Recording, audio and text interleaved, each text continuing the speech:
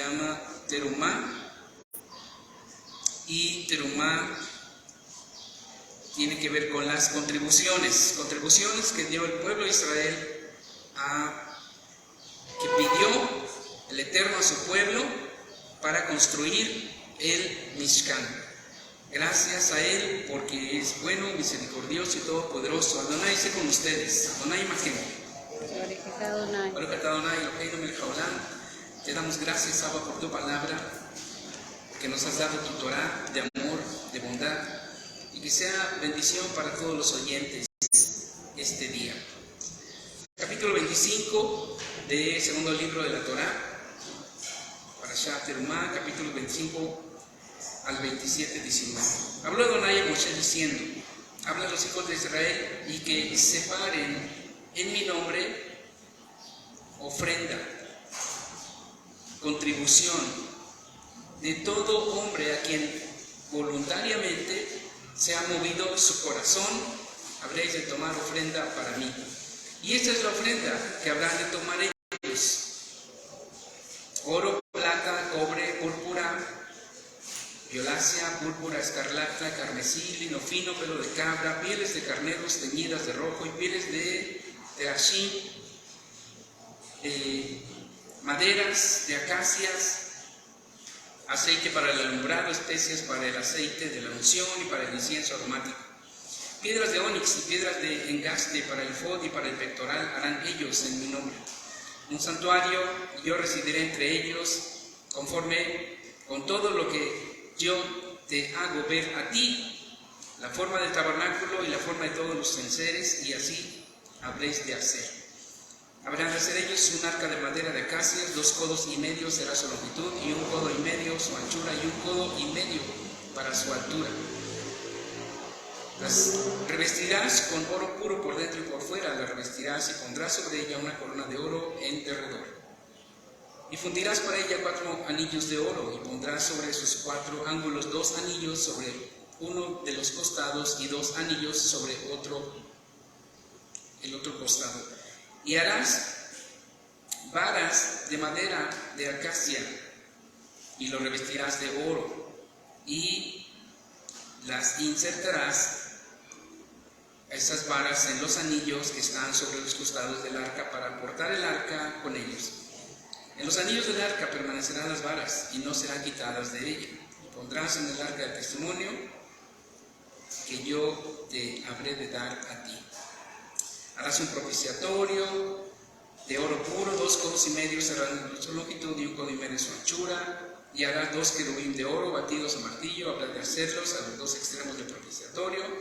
Habrá de hacer un querub a un extremo por aquí, y a un querub a un extremo por allí. Del propiciatorio habré de hacer 2 querubín sobre sus 2 extremos, y que estén los querubín con las alas desplegadas ¿hacia dónde? Hacia arriba. Verso 20. ¿Hacia dónde? Hacia arriba. Hemos visto muchas imágenes con los querubines con las alas hacia abajo, ¿verdad? Dice hacia arriba, cobijando con sus alas el propiciatorio, y sus rostros estarán frente a frente hacia ella. Sus rostros estarán frente a frente y hacia ella. Propiciatorio estarán los rostros de los querubines. Vamos a dejar hasta ahí la lectura. Es bastante lectura, pero también es importante que podamos ir en este día aprendiendo varias cosas que son pues, de mucha relevancia. Quedó la imagen allí, que la puedan después quizá descargar, la voy a subir también como imagen. El tabernáculo, que es esa tienda, eso era una tienda móvil, se llevaba, se levantaba, se armaba y se volvía a desarmar y a llevar. Cada vez que el Eterno lo pedía, la nube se levantaba y se movía, y entonces todos tenían que trabajar para levantar, todos los sacerdotes. Era muchísimo trabajo cada vez para armar, y muchísimo trabajo después para desarmar, más el trabajo de cada vez que había que ofrecer sacrificios al Eterno, un trabajo bastante arduo que tenían los sacerdotes, mientras el pueblo en esos 40 años pues solamente se asentaba con sus tienditas, sus chocitas y estaba a gusto allí, mientras el trabajo de los sacerdotes era constante, constante y constante. Hoy, 18 de febrero del 22, hoy tenemos, 25 de febrero, 4 de Adar, 5783. Bien. Comencemos con algo. Cuando leemos las Escrituras, lo leemos siempre en base a lo que está en nuestra mente, en base a lo que vemos a nuestro alrededor, y leemos la parte directa, la parte presente, la parte física y natural, ¿cierto? Bien, es importante leerlo así porque es parte de la historia de nuestro pueblo lo que sucedió. Sí hubo un tabernáculo real. Aquí dice las especificaciones. Son directas. Era madera, era oro, era plata, era cobre, eran hilos de colores, eran telas teñidas. Así, físico 100%. Cuando es levantado todo y los utensilios y los ornamentos y todo lo que tenía que estar allí dentro, desde la parte más externa, todas las maderas y las cortinas, y luego ahí enseguida pues estaba el altar del sacrificio. Después del altar del sacrificio encontramos la pila, el lavacro, donde lavaban los sacerdotes sus manos y sus pies cada que tenía que ministrar. Y después entramos a la parte que es el lugar Kadosh, el primer lugar santo, como se le llama, el lugar Kadosh, apartado, después de la primera cortina. Ahí encontramos al frente, totalmente al frente, ese altar para el incienso, totalmente al frente, así como estamos nosotros en esta quejila. La puerta de la salida, por los que no han venido aquí, la puerta de la salida da hacia el oriente. El fondo es el poniente. Y así estaba el tabernáculo, y así estaba el Beit HaMikdash, el templo, alineado de esa manera. Así es que del lado izquierdo, que sería hacia el sur, ¿cierto? Estaba la menorá. Hacia el norte estaba la mesa de los panes. En el centro, antes de la cortina mayor, estaba el altar del incienso.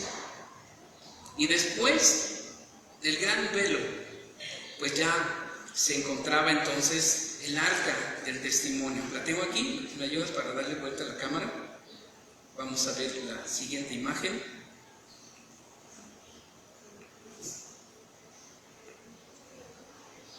Tengo dos imágenes, una es donde está el arca y lo que se encontraba allí dentro.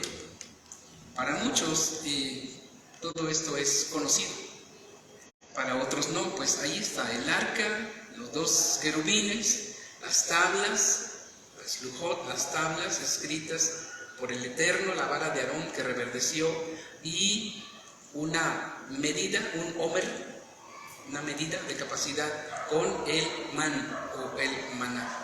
Bien, la siguiente imagen, con esta nos quedamos allí al final, es esa, donde se ve hermosa ahí el arca, ¿cierto?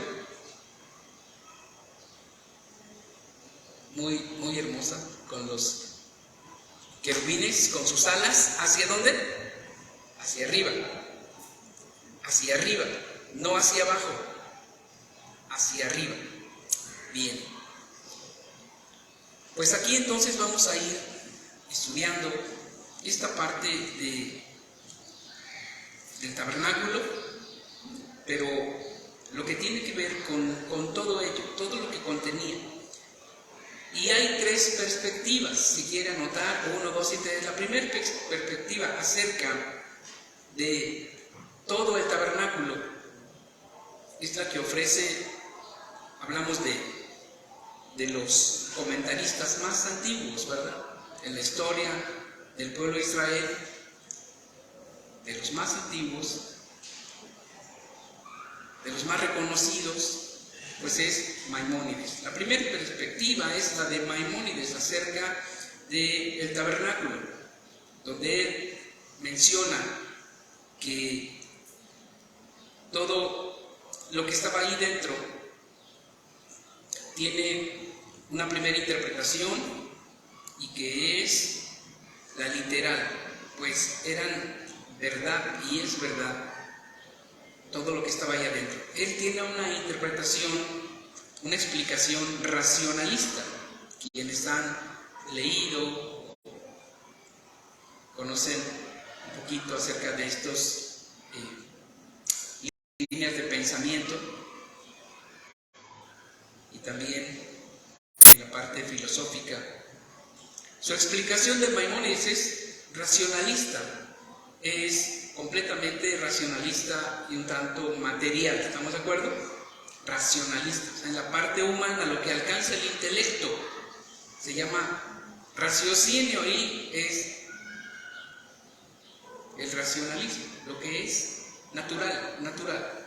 Esa es una primera perspectiva acerca del tabernáculo, de que era real, físico, pero llega al punto de que es racionalista. Bueno, es que se estableció un culto para el pueblo de Israel diferente a todos los cultos que había y a los que ellos fueron expuestos, y sobre todo los cultos que había en Egipto y los que después tuvieron, ya que Maimónides es de 1400, del siglo XV para acá, y de los otros cultos a los que fueron expuestos el pueblo de Israel. En Babilonia, tantos dioses, el mismo Canaán, tantos dioses que había en Canaán. Pero este es el culto para el pueblo de Israel, el culto especial a un solo Dios, monoteísta totalmente. Y había un lugar, y había unos sacerdotes, y había un culto y una manera y un lugar con sus utensilios y todo lo que se requería para darle culto a el Dios único. Es una primera interpretación y tiene valor, mucho valor, pues es una perspectiva, la más básica, es racionalista, la más básica, pero hay más. ¿Y por qué hay más? Bueno, porque el Eterno mismo no es humano, ¿cierto? Dios no es humano. Él inventó al humano, nos inventó a nosotros. Así es que Él está más allá del racionalismo. Así es que un racionalista no puede entender, no le cabe en su cabecita que existe un Dios. Él solo lo que ve y lo que siente, no hay más. Pero incluso en la filosofía, incluso en la psicología, se puede decir y se destaca que nosotros somos dos partes. Hay una dicotomía de dos, o una dualidad. Somos parte física y somos una parte espiritual, inmaterial. Una parte física y una parte espiritual adentro. Así es que en esta dualidad o dualismo o dicotomía es que existen pues otros comentaristas que hablan al respecto. Todos ellos obviamente son del pueblo de Israel. Otros comentaristas como por ejemplo Cadí, Jacob, Abarbanel, uno de los importantes comentaristas del pueblo de Israel, ofrecen una explicación simbólica, no solamente una literal, sino también una simbólica a todo lo que era el tabernáculo. Y eso lo hemos estudiado por mucho tiempo atrás, ¿cierto? Porque ¿qué dice la Escritura acerca del del tabernáculo y después del gran templo, y luego en el Brit Hadashah nos encontramos donde dice que cada uno de nosotros somos un ¿qué? Un templo. Somos un templo. Pero ¿en qué parte somos templo? ¿En la parte física o en la parte espiritual? Pues tiene que ser en las dos. No puede ser en una sola, porque no sería completa. Así es que ese pensamiento en que se puede servir a Dios y amar a Dios y solamente adentro de nosotros es incompleto. Es incompleto. De arriba para abajo, primero es lo espiritual y después lo material. Pero de abajo hacia arriba, primero es lo material y luego lo espiritual. Es decir, bueno, escritura. ¿Cómo dices que amas a Dios a quien no ves, pero aborreces a tu hermano a quien ves? Eso es una falsedad. No puedes amar a Dios si no lo demuestras primero en términos físicos, en tu vida física, en tu vida terrenal. Es mentira que decimos que amamos a Dios, al Eterno, pero aborrecemos a personas. Es una mentira. O hay mala información. Y la información correcta es que somos, ¿qué? Tenemos una dicotomía. Somos cuerpo, pero también somos espíritu. No somos solo alma o solo espíritu. Somos las dos cosas. Así es que esta perspectiva, la simbólica, también es importante, ya que es verdad, cada parte del tabernáculo que tenía su función literalmente, también nos anunciaba lo futuro, lo profundo, lo espiritual, lo que no podemos ver con nuestros ojos físicos. El tabernáculo, y alrededor estaban todas las tribus, y todas las tribus de alguna forma miraban hacia el centro, hacia el tabernáculo. Todas estaban apuntando hacia el tabernáculo, hacia el centro. Toda nuestra vida tiene que estar siempre apuntada como los querubines. ¿Hacia dónde? Hacia arriba. Siempre. Todo depende de arriba en nuestras vidas. Todo depende de arriba.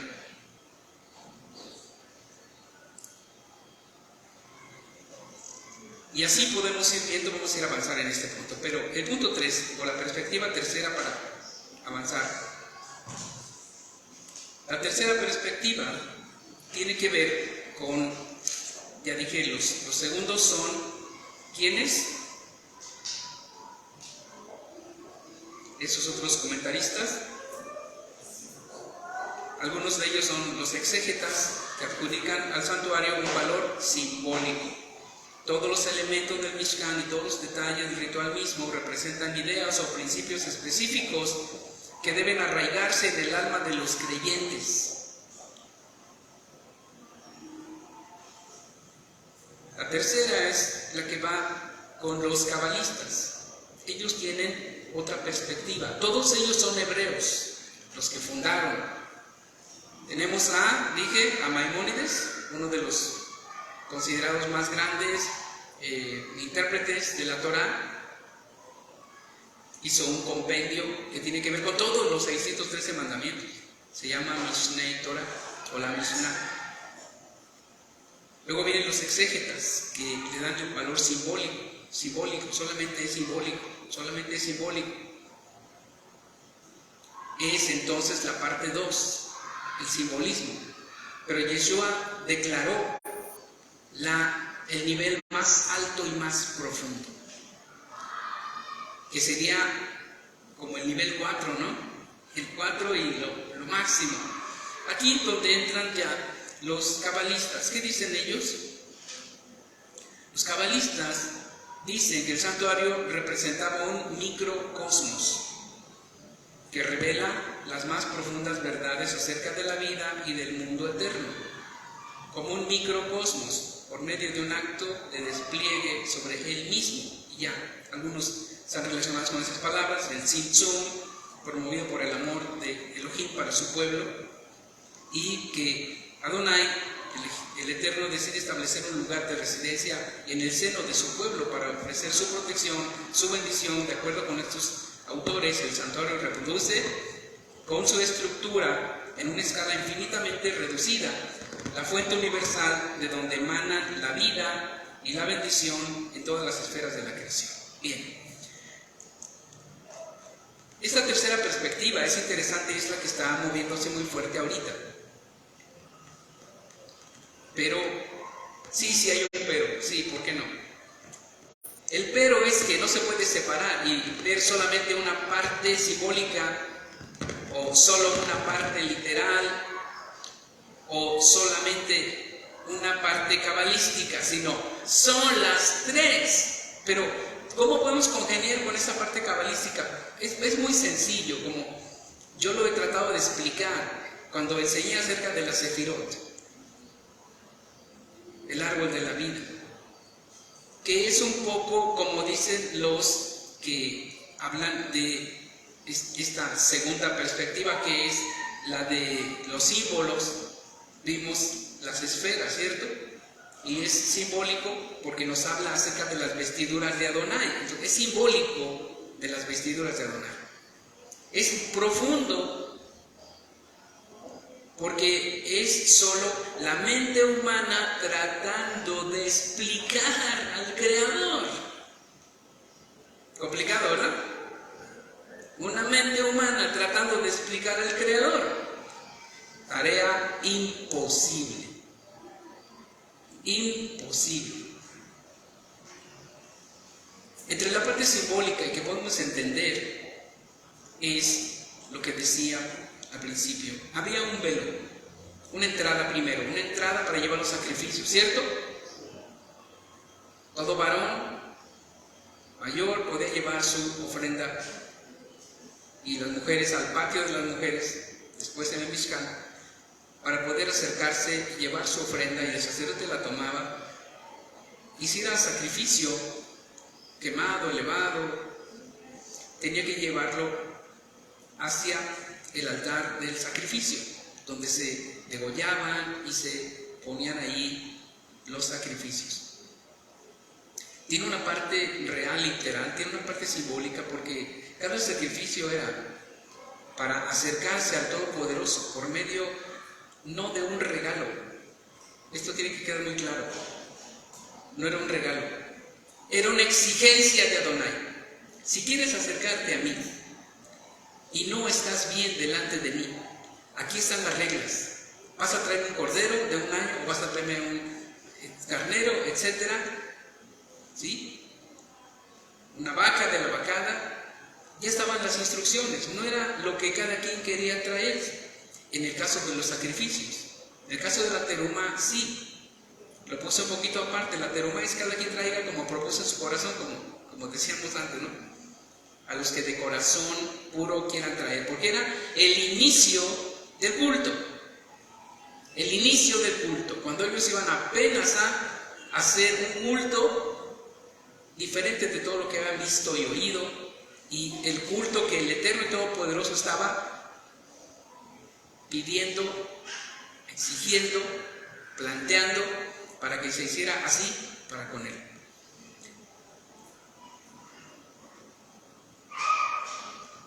Entre todos los objetos y los utensilios y los ornamentos, todo lo que había allí dentro, sí hay algunas cosas que, en primer lugar, no todo el pueblo las veía. El que llevaba sacrificio alcanzaba a ver ¿qué? El altar del sacrificio, ¿cierto? Porque después había una cortina y nadie podía ver nada. Solo veían los sacerdotes y el altar del sacrificio, el lavacro más adelante, era todo lo que podían ver. Los sacerdotes podían pasar en el primer velo al lugar Kadosh, al lugar santo, para llevar allí ya la segunda parte del culto, donde estaba el altar del incienso, donde el Cohen llevaba ahí el incienso aromático y se elevaba, y la gente del pueblo ya no entraba allí. Entonces, en esa parte simbólica de que solamente los sacerdotes podían pasar del atrio, de la parte donde estaba el altar del sacrificio y el lavatorio, solo ellos podían pasar, pues simbólicamente había una barrera. Es claro, ¿verdad? Y solamente un grupo muy selecto, los levitas, podían pasar de allí. Así es que simbólicamente había una barrera. No todos podían entrar. Literalmente estaba una barrera. Simbólicamente había manera de pasar del otro lado, pero era por medio del sacerdote. Yo puedo entrar porque va mi ofrenda. Era una parte simbólica. Yo voy allí porque ya el sacerdote lleva mi ofrenda. Él la pasa del otro lado. Y cada año podía decir el pueblo, yo también voy allí con el Cohen Agadol, el gran sacerdote, porque él lleva la sangre del sacrificio que se hizo por todos nosotros, el pueblo. Simbólicamente, el pueblo iba con el Cohen, el gran sacerdote, hasta el otro lado del velo. Pero era simbólico, porque no iban físicamente.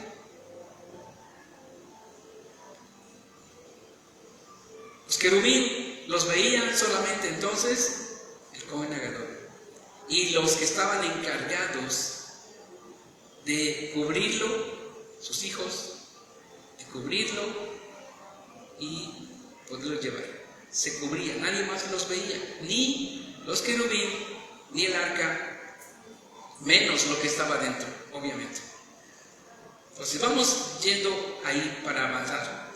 El culto tenía que inaugurarse por el Eterno, por el pueblo y por el primer mediador, Moshe, y después el Cohen, su hermano Aarón.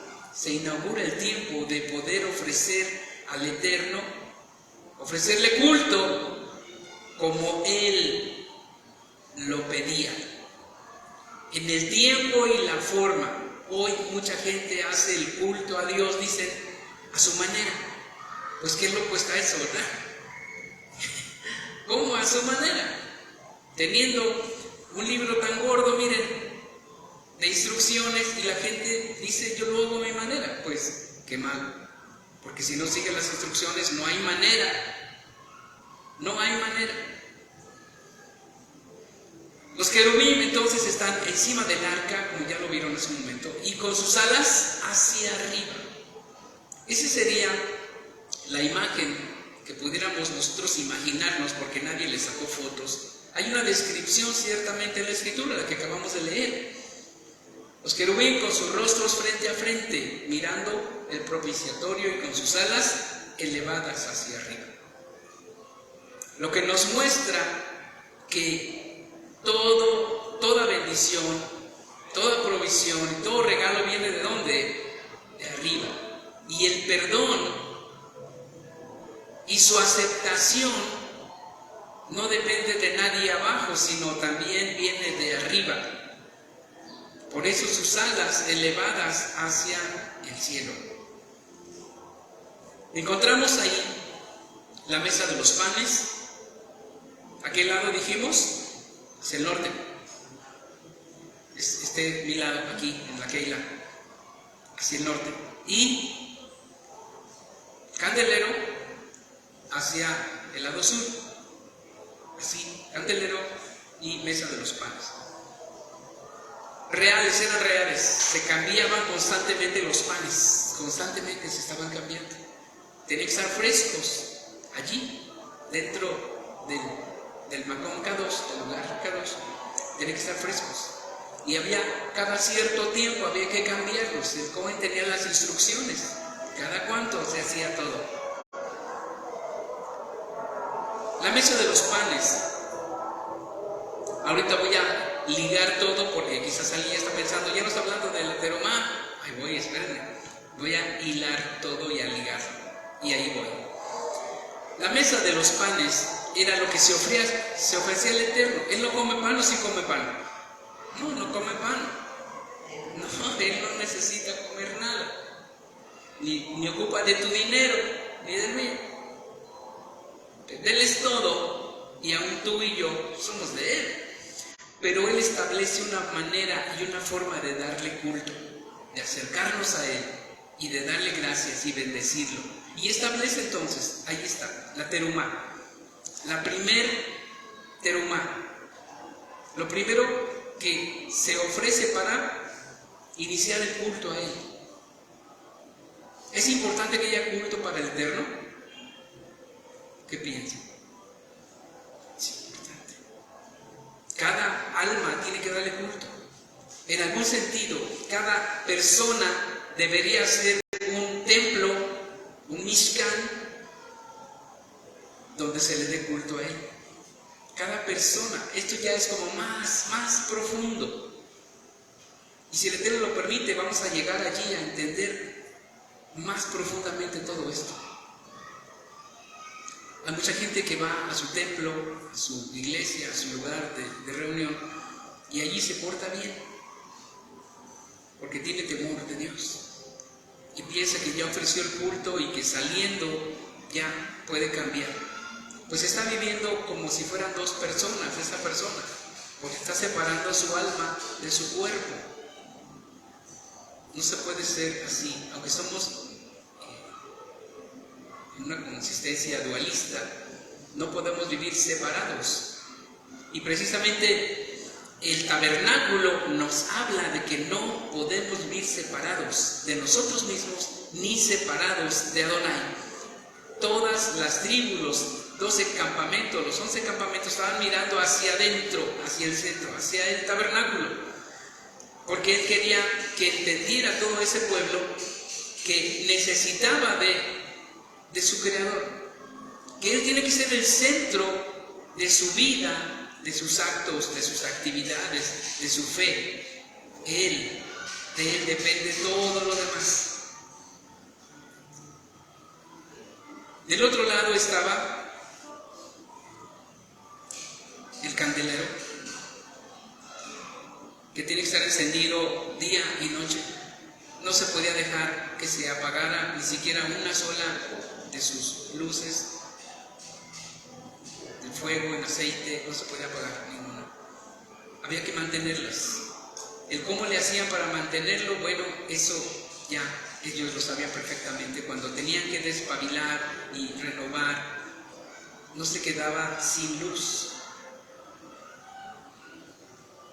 La parte del centro, el shamash, como lo conocemos, ese es el que sostenía todo, ¿verdad? De esa parte central dependían los brazos, ¿cierto?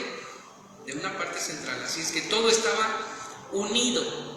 Y eso nos habla también acerca de nosotros como comunidad aquí pequeña, pero toda la comunidad de Israel en todo el mundo debemos estar unidos, apegados a la luz del Eterno.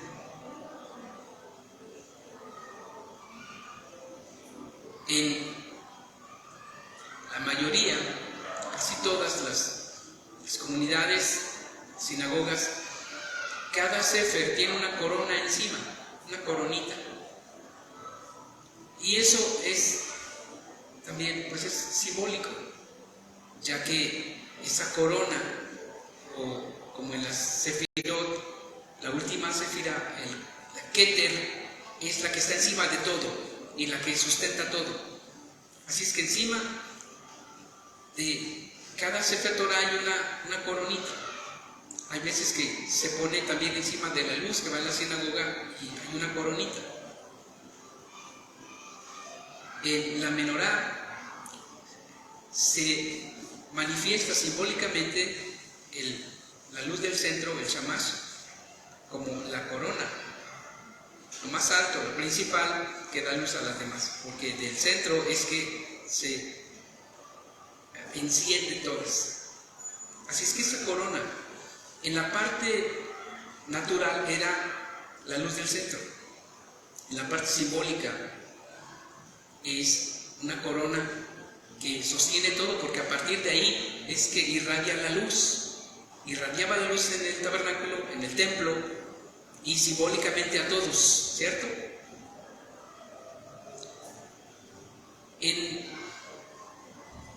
Después de ahí sigue pues los cabalistas, pero Yeshua mismo, el rey Mesías, el que vino de arriba para traer la revelación de todo, más allá de toda comprensión o imaginación humana, él declaró: yo soy la luz del mundo. Él dijo: yo soy el candelero. Simbólicamente, allí estaba, dando la luz de frente a todo lo que se hacía dentro del tabernáculo. Y él dijo: yo soy la luz para este mundo. Y entonces nosotros tenemos que estar unidos a él, porque a él le fue dado todo el poder. El principado fue puesto sobre su hombro, fue declarado rey. Él lleva la corona. Es literal lo que había allí. Simbólicamente anunciaba el Mesías, pero el Mesías no es algo simbólico o alguien simbólico, es real y ya se manifestó y está trabajando. Y llegará el día en que se dé a conocer a todo su pueblo para que él sea rey sobre todos. Y él es quien alumbrará a todos, porque no habrá necesidad de luz ni de luna, pues él dará luz, él alumbrará a todos. El Mesías Yeshua es quien nos ha alumbrado. Ahora podemos entender más profundamente cuando leemos lo literal. Vamos entendiendo lo simbólico y llegamos a la plenitud, porque él es quien es la luz para este mundo. Por lo tanto, necesitamos estar apegados a él y necesitamos estar unidos como pueblo, así como la menorá. Una sola vara, un poste de oro y el kéter ahí, el shamash, y todos unidos a él. Él es quien nos alumbra a todos. Todo esto, toda esta parte simbólica es importante, porque cuando el Eterno les pide terumá, él quiere que entiendan lo profundo del tabernáculo y después la profundidad del templo, preparándolos para la venida del Mashiach, porque el mismo Eterno vendrá a establecerse en la tierra,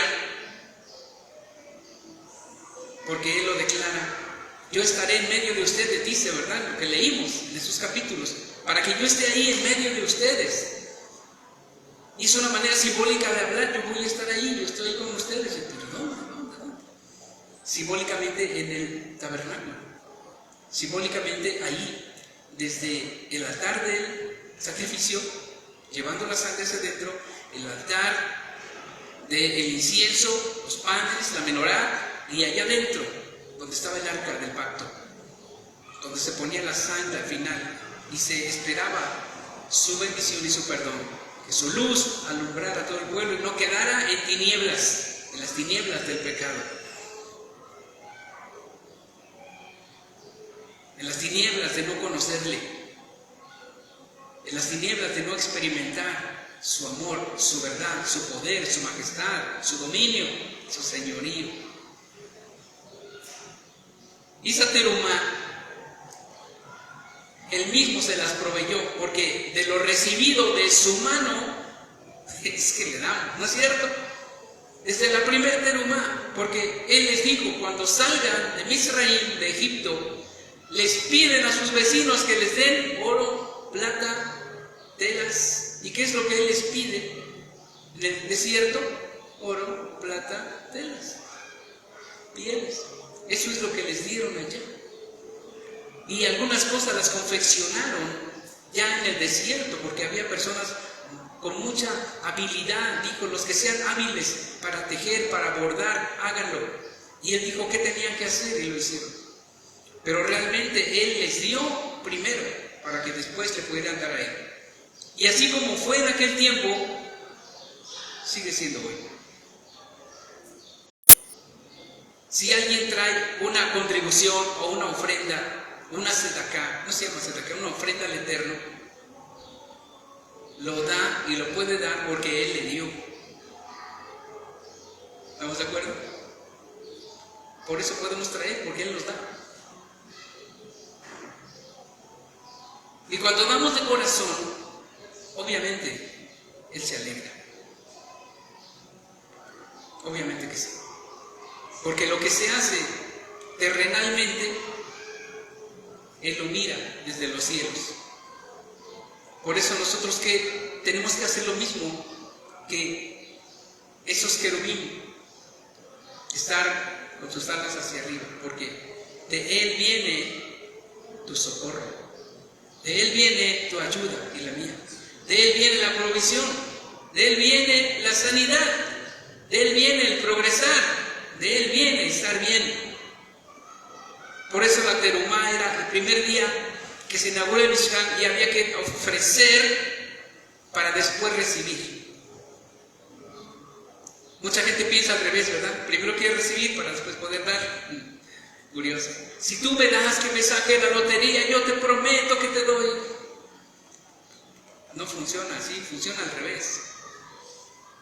Yo te traigo por agradecimiento y porque te amo. Y en automático, sin tener que esperar si hoy, si al rato, Él derrama de sus bendiciones. Así funciona la terumá. Eso quiere decir, cuando entendemos esto, cuando estamos dispuestos a traer ofrenda para el Eterno, de corazón, es que hemos entendido. Y es como si estuviéramos entrando al tabernáculo cada vez y cada vez, cuando le ofrecemos a Él. Es como en aquellos días, el pueblo de Israel podía entrar y ofrecer lo que Él pedía, ofrecerlo. Hoy ya no hay templo. Y muchos dicen, pues es que como no hay templo, ya no hay que dar ofrendas, no hay que dar diezmos, ya no hay que dar nada. Pero siguen esperando. Qué curioso, ¿no? No quieren dar, pero quieren recibir. ¿Cómo es eso? El Mishkan, el tabernáculo, el templo, es también como una figura simbólica, que lleguemos a entenderlo plenamente. Cada uno de nosotros debemos ser ese Mishkan, ese templo, donde se dé culto al Eterno todos los días. Todos los días. La parte de la luz, la menorá, es que el Todopoderoso, a través del Mesías Yeshua, Él es quien nos alumbra, ¿sí o no? Él es quien quitó el velo. Él es quien abrió el velo. En su mismo cuerpo, cuando fue ese sacrificio, dice que el velo del templo se rasgó en dos de arriba abajo. Simbólicamente fue ese suceso tan grande. Físicamente el velo se partió. Físicamente el cuerpo del Mesías se partió y abrió espacio para que todos podamos entrar. Sin un mediador terrenal que muere, como dice Hebreos, un Cohen Agadol que muere y luego hay que buscar a otro, y muere y luego hay que buscar a otro, sino un Cohen Agadol, un gran sacerdote, el gran sacerdote, el Mesías Yeshua, que ya no muere, está vivo para estar ahí e interceder por nosotros. Hay quienes afirman que no necesitamos un intercesor, pues las reglas de la Torá lo afirman desde el principio. Es necesario que haya ese mediador, porque no nos podemos acercar al Eterno y Todopoderoso, porque su fulgor nos destruiría inmediatamente. Su santidad. La Shekinah, la misma Shekinah que hizo que murieran algunos desde el tiempo del desierto. Salió fuego del altar y quemó a esas personas que no estaban limpias, que no eran aptas, que se acercaron impuras, y salió fuego y los quemó. La santidad, la Kedushá de Adonai, es tan poderosa que nos quemaría instantáneamente. De ahí que tuvo que haber un mediador en un cuerpo humano reducido, así como dicen los que hablan de lo simbólico y los cabalistas, que es como un microcosmos. Sí vale, sí es cierto, un pedacito de eso nada más, pero y todo lo demás tenemos que ponerlo en conjunto. El ser humano es como un microcosmos, ¿es cierto? Eso lo demuestra la ciencia. Un átomo es como una especie de sistema solar microscópico, ¿verdad que sí? Donde se mueven ahí como el sol y la luna. Es como un microcosmos. El ser humano fue creado a la imagen del Eterno, pues Él hizo todo a la perfección. Y nosotros entonces tenemos que dar el primer paso en lo literal. Tenemos que acercarnos al Creador, al Elohim único, monoteísmo, al Elohim de Abraham, de Isaac, de Jacob, al verdadero, a través de su palabra, su Torah, sus mandamientos, sus instrucciones. Luego nos encontramos con el Mesías, Yeshua, quien se dio a sí mismo por nosotros como propiciación, su sangre en el lugar santísimo. Él fue con su propia sangre, no la llevó el Cohen Hagadol, Él mismo la llevó, su propia sangre, para liberarnos del pecado. Desde ahí, desde lo más profundo, Él trajo liberación y su luz nos alumbra. Por eso toda nuestra vida tiene que estar mirando hacia Él, toda nuestra vida, todo es importante. De Él viene todo lo bueno. Y entre todos, porque dice, habrán de hacer una menorá, habrán de hacer como plural, porque entre todos hacemos el culto. Lo debemos hacer personalmente, pero somos un pueblo. Entonces no nos podemos quedar separados. En lo personal, cada uno tiene que comprometerse con Adonai, en santidad. Pero en conjunto, como comunidad, somos como la menorá. Estamos unidos a la luz principal, al Shamash. Yeshua es la luz y nosotros nos acercamos a Él, nos unimos a Él como pueblo, como comunidad. Una quejilá pequeña, un cajal, una sinagoga en una ciudad y todo el pueblo, el gran cajal, la gran comunidad que está en todo el mundo, unidos. Tenemos que aprender a estar unidos, tenemos que esforzarnos por mantenernos unidos. Somos pueblo. Algunos con cierto grado de información, otros con otro cierto grado de información, otros que se mueven más solo por lo literal, otros que van más a lo simbólico, otros que se van a lo cabalista, pero el equilibrio es que todo tiene que estar unido. Pero ya fue revelado. Ya fue revelado. Este día creo que vamos a llegar al punto crucial. Los panes y la luz. El sustento que todos buscamos día a día y que nos tenemos que esforzar porque con el sudor de tu frente ganarás el pan, ¿cierto? Debe haber esfuerzo. Y sí, esto es en lo natural, en lo físico. Tenemos que trabajar porque el que no trabaja, que tampoco coma. Es una ley. Pero cuando estamos aprendiendo y estamos entendiendo, sabemos que nuestro pequeño esfuerzo para ganar el sustento, nuestro pequeño esfuerzo o gran esfuerzo, como se vea, nuestro esfuerzo para crecer y avanzar, todo eso tenemos que llevarlo allí en el Mishkan. Tenemos que llevarlo a la presencia del Eterno, por eso se cambiaban los panes constantemente. Tenemos que presentarle a Él nuestro esfuerzo, presentarle a Él nuestros proyectos, primero, porque Él es quien va a proveer la bendición, porque dice, Él te dará las fuerzas para hacer las riquezas. De Él viene todo. Si lo hacemos separado, haremos solamente hasta nuestras fuerzas humanas. Pero si lo hacemos con Él, Él nos dará nuevas fuerzas, mayor inteligencia, mayor sabiduría, y prosperará la obra de nuestras manos. Ese es un punto importantísimo. De Él viene la luz, su presencia, pero también inteligencia, sabiduría, conocimiento, para que nuestras manos produzcan y se multiplique lo que hacemos y estemos totalmente libres, con libertad, para dar ofrenda, para que el culto siga adelante. Él nos bendice, porque de Él viene toda bendición. Y de lo recibido de su mano es que le traemos y es que le damos. De lo que Él nos da, de lo que Él nos permite hacer. Por eso dice que cuando vamos a dar ofrendas,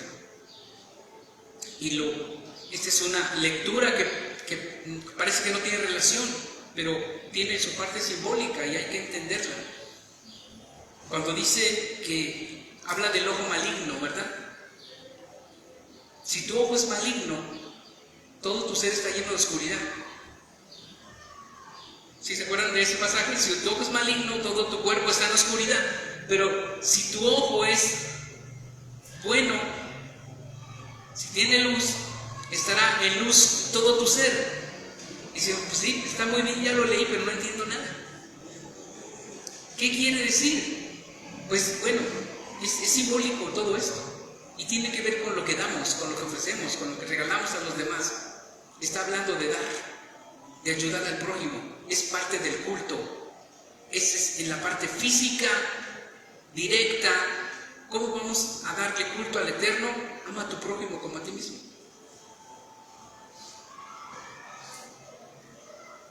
Esa es la parte 2 del culto. Porque la 1 es que parece que solamente somos una religión.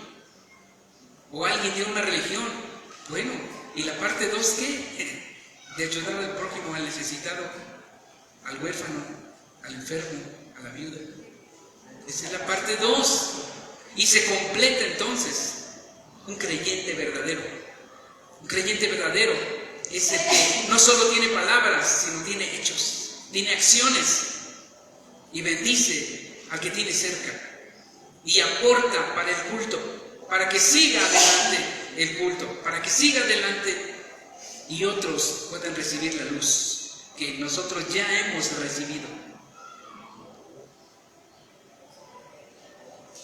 La parte simbólica es, si eres tacaño, o sea, la explicación es, si eres tacaño, todo tu ser está en oscuridad. Ups, eso está fuerte, ¿verdad? Esa es la explicación. Si tu ojo es maligno, o sea, si miras la necesidad y te volteas, tu ojo es maligno y todo tu ser está en oscuridad. Pero si eres bondadoso, si das al necesitado, todo tu ser está lleno de luz y puedes irradiar la luz del Mesías, la luz de la Torah, la luz del Eterno, la luz que viene de los cielos. Es con hechos. Con hechos. En nuestra vida física son hechos. Y dentro de nosotros le damos culto al Eterno con nuestra alma, con nuestro corazón, con nuestra boca, nuestros cánticos, pero con nuestras manos y nuestros pies podemos llevar la bendición a otros. Por eso esa contribución al Mishkan debe ser tan importante en nosotros, porque esto nos lleva a entender esa dualidad, esa parte material, esa parte espiritual, y que tiene que estar en armonía en cada ser humano, en cada creyente, tiene que estar en armonía esa dualidad. Debemos armonizar. Y la Torah, las instrucciones son para eso, para ayudarnos. De lo básico terrenal a lo superior, a lo espiritual, y encontrar el equilibrio perfecto. Con ofrenda, dádivas al prójimo y amor al Eterno. Y de las dos maneras, cuando hacemos todo esto, entonces recibimos el sustento de arriba. como los panes, y cada pan representaba una tribu, que cada tribu iba a tener suficiente alimento, porque ese pan que simbolizaba a esa tribu, esos 12 panes que simbolizaban a las 12 tribus, estaban cerca, demasiado cerca de la presencia del Eterno, y entonces no les iba a faltar su alimento.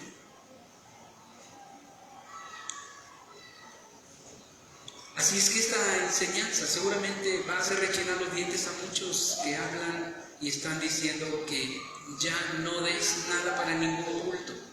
Parecen agentes del Satán, porque escrito está que hay que llevar adelante el culto del Eterno, que hay que aportar para el culto al Eterno. Tenemos que hacerle culto a Él, tenemos que hacerle fiesta a Él.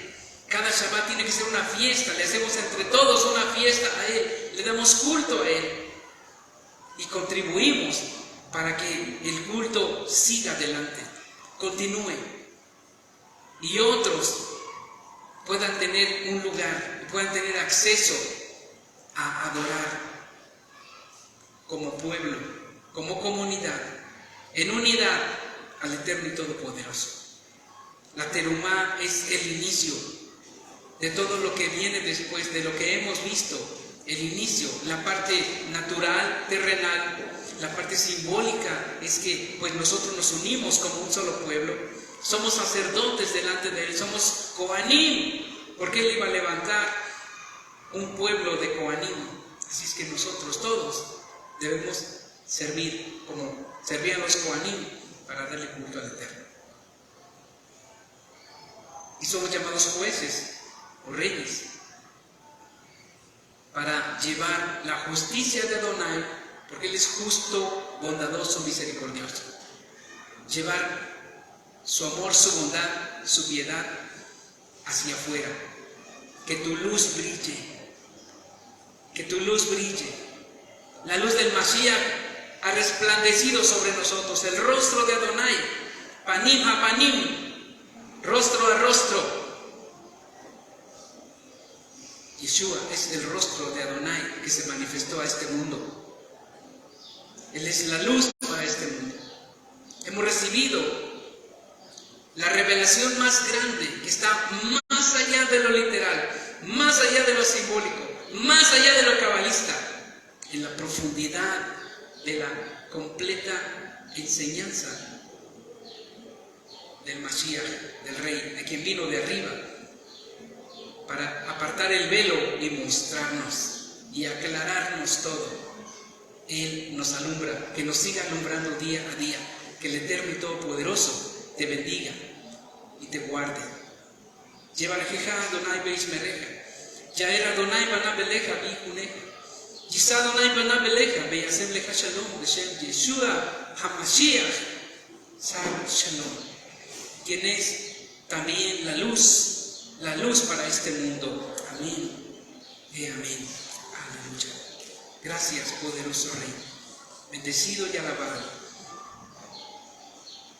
Que esta enseñanza pueda llegar a muchos. Dale like, suscríbete y bendice a otros. Shalom, bendiciones.